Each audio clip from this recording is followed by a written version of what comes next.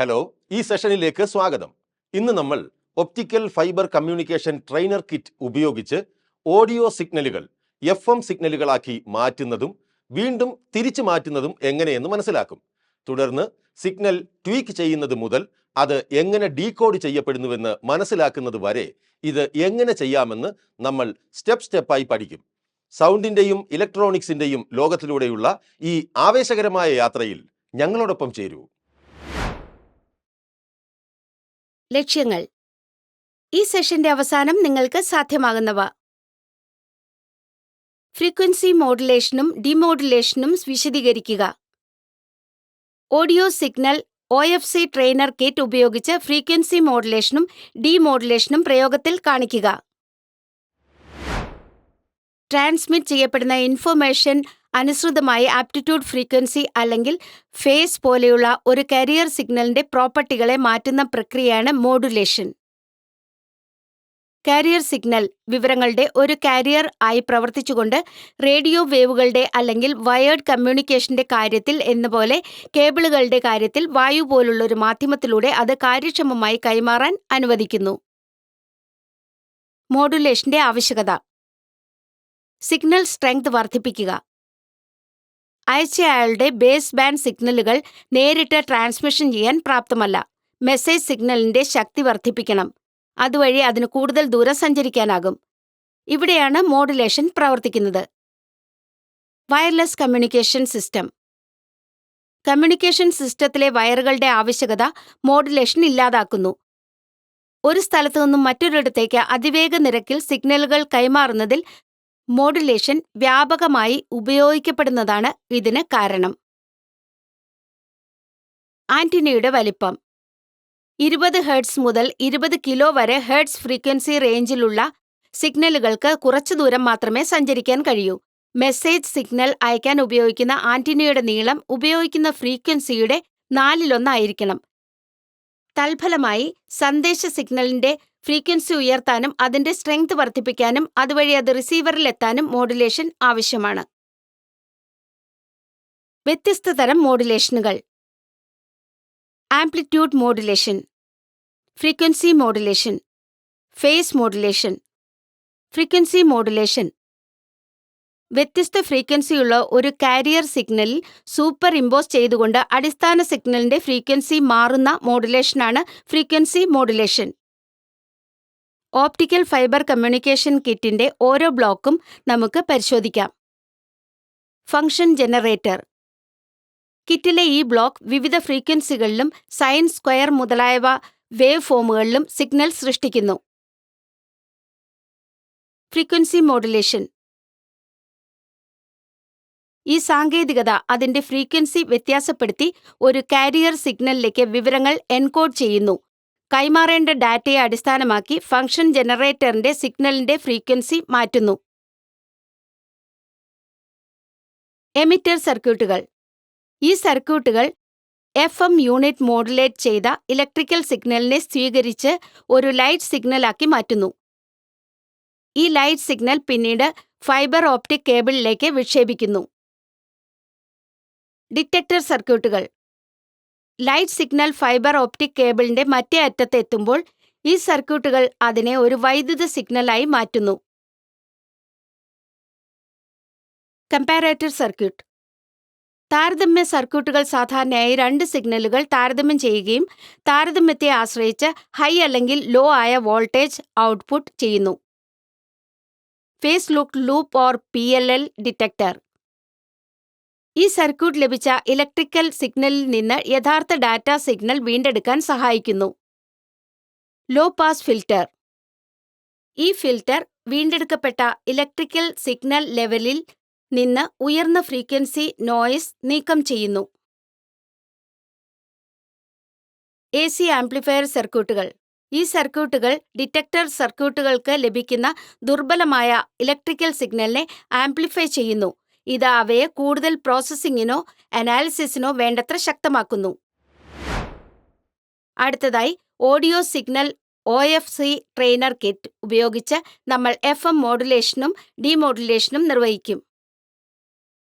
ഇതിനായി നിങ്ങൾക്ക് ഇനി പറയുന്ന ടൂളുകളും എക്യുപ്മെന്റുകളും ആവശ്യമാണ്. Optical fibre communication trainer kit ഒരെണ്ണം. ഫൈബർ ഓപ്റ്റിക് കേബിൾ ഒരെണ്ണം. ബനാന പിന്നുകൾ ആവശ്യാനുസരണം. CRO അല്ലെങ്കിൽ കാഥോഡ് റേ ഓസിലോസ്കോപ്പ് ഒരെണ്ണം. പ്രോബ് 2 എണ്ണം. ഇനി നമുക്ക് ഓഡിയോ സിഗ്നൽ കൊണ്ട് OFC ട്രെയിനർ കിറ്റ് ഉപയോഗിച്ച് FM മോഡുലേഷനും ഡിമോഡുലേഷനും നടത്താം. സ്റ്റെപ്പ് 1.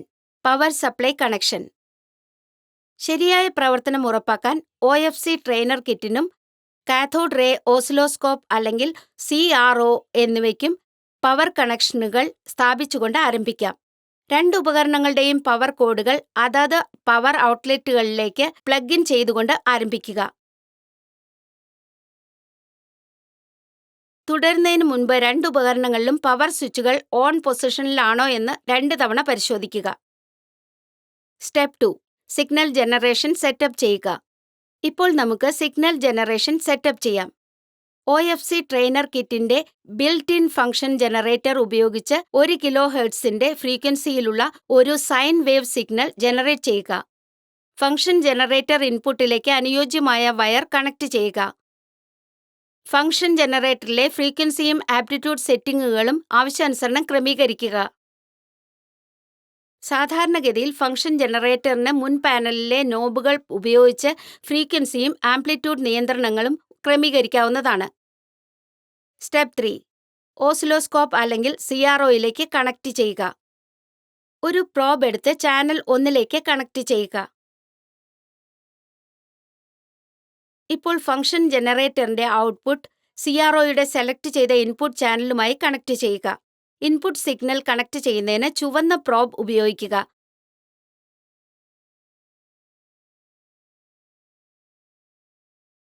കൂടാതെ ബ്ലാക്ക് പ്രോബിനെ കോമൺ ഗ്രൗണ്ടിലേക്ക് കണക്ട് ചെയ്യുക.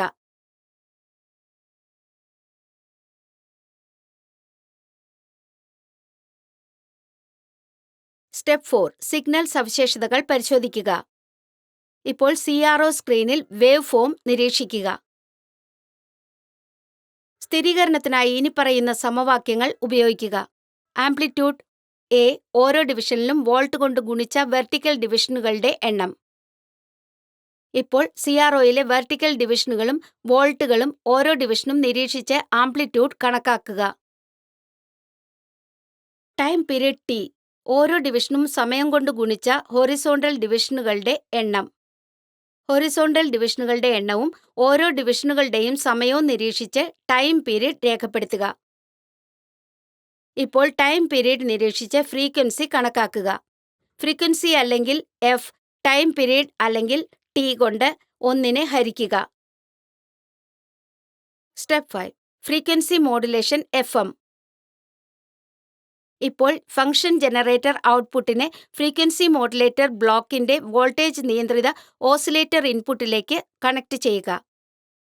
CROയിലെ സെലക്ട് ചെയ്ത ചാനലിലേക്ക് ഫ്രീക്വൻസി മോഡുലേറ്ററിന്റെ സിഗ്നൽ ഔട്ട്പുട്ട് കണക്ട് ചെയ്യുക. ഇതിനായി മറ്റൊരു പ്രോബ് ഉപയോഗിച്ച് ചാനൽ 2ലേക്ക് കണക്ട് ചെയ്യുക.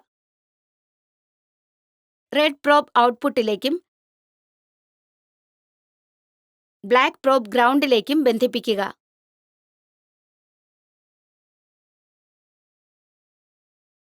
മോഡുലേറ്റ് ചെയ്ത സിഗ്നൽ വേവ്ഫോം ശരിയായി പ്രദർശിപ്പിക്കുന്നതിന് ഓസിലോസ്കോപ്പിലെ വെർട്ടിക്കൽ ഹൊറിസോണ്ടൽ സ്കെയിലുകൾ പോലുള്ളവ ക്രമീകരിക്കുക.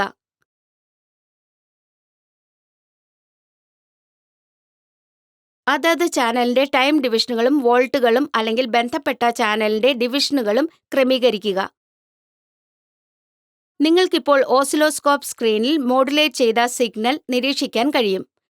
അത് ഫ്രീക്വൻസി മോഡുലേറ്റർ ജനറേറ്റ് ചെയ്യുന്ന ഫ്രീക്വൻസി മോഡുലേറ്റഡ് ഔട്ട്പുട്ടിനെ പ്രതിനിധീകരിക്കുന്നു. സ്റ്റെപ്പ് 6. ട്രാൻസ്മിഷനായി തയ്യാറെടുക്കുക. ഇപ്പോൾ ഫ്രീക്വൻസി മോഡുലേറ്റിന്റെ ഔട്ട്പുട്ട് എമിറ്റർ സർക്യൂട്ടിന്റെ ഇൻപുട്ടുമായി കണക്ട് ചെയ്യുക. ഈ ഔട്ട്പുട്ട് പോർട്ട് എമിറ്റർ സർക്യൂട്ടിന്റെ ഇൻപുട്ട് പോർട്ടുമായി കണക്ട് ചെയ്യുന്നതിന് അനുയോജ്യമായ ഒരു കേബിൾ ഉപയോഗിക്കുക. എമിറ്റർ സർക്യൂട്ടിന് അനലോഗ്, ഡിജിറ്റൽ മോഡുകൾ ഉൾപ്പെടെ വ്യത്യസ്ത പ്രവർത്തന രീതികൾ ഉണ്ടായിരിക്കാം. ഫൈബർ ഓപ്റ്റിക് കേബിളിലൂടെയുള്ള ട്രാൻസ്മിഷനെ എമിറ്റർ സർക്യൂട്ട് ഡിജിറ്റൽ മോഡിലേക്ക് സെറ്റ് ചെയ്യേണ്ടതുണ്ട്. ഫൈബർ ഓപ്റ്റിക് കേബിളിന്റെ ഒരറ്റം എമിറ്റർ സർക്യൂട്ടുമായി കണക്ട് ചെയ്യുന്നതാണ് അടുത്ത പടി. അടുത്തതായി ഫൈബർ ഓപ്റ്റിക് കേബിളിന്റെ മറ്റേ അറ്റം ഡിറ്റക്ടർ സർക്യൂട്ടിന്റെ ഇൻപുട്ടിലേക്ക് കണക്ട് ചെയ്യുന്നു. ഫൈബർ ഓപ്റ്റിക് കേബിൾ രണ്ടറ്റത്തും കണക്ട് ചെയ്തിട്ടുണ്ടെന്ന് ഉറപ്പാക്കുക. സുരക്ഷാ ടിപ്സ്. ഫൈബർ സ്ട്രാൻഡുകൾക്കോ കണക്ടറുകൾക്കോ കേടുപാടുകൾ സംഭവിക്കാതിരിക്കാൻ ഫൈബർ ഓപ്റ്റിക് കേബിളുകൾ ശ്രദ്ധാപൂർവം കൈകാര്യം ചെയ്യേണ്ടത് പ്രധാനമാണ്. സ്റ്റെപ്പ് 7. Demodulation setup. ഡിറ്റക്ടർ സർക്യൂട്ടിന്റെ ഔട്ട്പുട്ട് കമ്പാരേറ്റർ സർക്യൂട്ടുകളുടെ ഇൻപുട്ടുമായി കണക്ട് ചെയ്യുക. കമ്പാരേറ്ററിന്റെ ഇൻപുട്ട് പോർട്ടുമായി പൊരുത്തപ്പെടുന്ന ഉചിതമായ കണക്ടറുകൾ ഉപയോഗിച്ച് കേബിളിന്റെ ഈ അവസാനം നിർത്തിയിട്ടുണ്ടെന്ന് ഉറപ്പാക്കുക. അടുത്തതായി ഫേസ് ലോക്ക്ഡ് ലൂപ്പ് ഡിറ്റക്ടറിന്റെ ഇൻപുട്ടിലേക്ക് ഞങ്ങൾ കമ്പാരേറ്ററിന്റെ ഔട്ട്പുട്ട് ബന്ധിപ്പിക്കും. ഈ കണക്ഷൻ സ്ഥാപിക്കാൻ അനുയോജ്യമായ കേബിളുകളോ കണക്ടറുകളോ ഉപയോഗിക്കുക. കമ്പാരേറ്ററിൽ നിന്ന് PLL ഡിറ്റക്ടറിലേക്കുള്ള സിഗ്നൽ പാത ശരിയായി കണക്ട് ചെയ്തിട്ടുണ്ടെന്ന് ഉറപ്പാക്കുക. സ്റ്റെപ്പ് 8. ഡീമോഡുലേറ്റഡ് സിഗ്നൽ നിരീക്ഷിക്കുക. അടുത്തതായി PLL ഡിറ്റക്ടറിന്റെ ഔട്ട്പുട്ടിലോ പാസ് ഫിൽട്ടർ സർക്യൂട്ടിന്റെ ഇൻപുട്ടിലേക്ക് കണക്ട് ചെയ്യുന്നു. Law pass filter circuit demodulate ചെയ്ത സിഗ്നലിലുള്ള ഉയർന്ന ഫ്രീക്വൻസി ശബ്ദമോ ഇടപെടലോ നീക്കം ചെയ്യാൻ സഹായിക്കുന്നു. അടുത്തതായി നിരീക്ഷണത്തിന് അനുയോജ്യമായ ഒരു ആംപ്ലിറ്റ്യൂഡ് കൈവരിക്കുന്നതിന് ഞങ്ങൾ ഫിൽട്ടർ ചെയ്ത സിഗ്നൽ വർദ്ധിപ്പിക്കേണ്ടതുണ്ട്. ഇതിനായി ലോ പാസ് ഫിൽട്ടർ സർക്യൂട്ടിന്റെ ഔട്ട്പുട്ട് ഉചിതമായ കേബിളുകൾ അല്ലെങ്കിൽ കണക്ടറുകൾ ഉപയോഗിച്ച് ആംപ്ലിഫയർ സർക്യൂട്ടിന്റെ ഇൻപുട്ടിലേക്ക് കണക്ട് ചെയ്യുക. AC ആംപ്ലിഫയറിന്റെ ഔട്ട്പുട്ട് ചാനൽ 2ലേക്ക് കണക്ട് ചെയ്യുക. AC ആംപ്ലിഫയർ സർക്യൂട്ടിന്റെ ഔട്ട്പുട്ടിലേക്ക് ചാനലിന്റെ റെഡ് പ്രോബ് കണക്ട് ചെയ്യുക. സാധാരണ ഗ്രൗണ്ടിലേക്ക് ബ്ലാക്ക് പ്രോബ് കണക്ട് ചെയ്യുക. ആംപ്ലിഫയർ ഔട്ട്പുട്ടിൽ നിന്ന് ഓസിലോസ്കോപ്പ് ഇൻപുട്ടിലേക്കുള്ള സിഗ്നൽ പാത ശരിയായി റൂട്ട് ചെയ്തിട്ടുണ്ടെന്നും സുരക്ഷിതമായി കണക്ട് ചെയ്തിട്ടുണ്ടെന്നും ഉറപ്പാക്കുക. സിഗ്നൽ ശരിയായി കാണുന്നതിന് കമ്പാരേറ്ററിന്റെ നോബുകൾ അഡ്ജസ്റ്റ് ചെയ്യുക.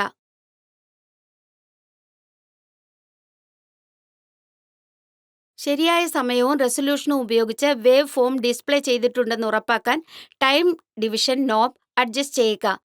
അതിന്റെ സവിശേഷതകളും സ്വഭാവങ്ങളും അനലൈസ് ചെയ്യുന്നത് എളുപ്പമാക്കുന്നു. ആംപ്ലിഫയർ സർക്യൂട്ടിൽ നിന്ന് എടുത്ത ഔട്ട്പുട്ട് സിഗ്നൽ പരിശോധിച്ചുറപ്പിക്കുക.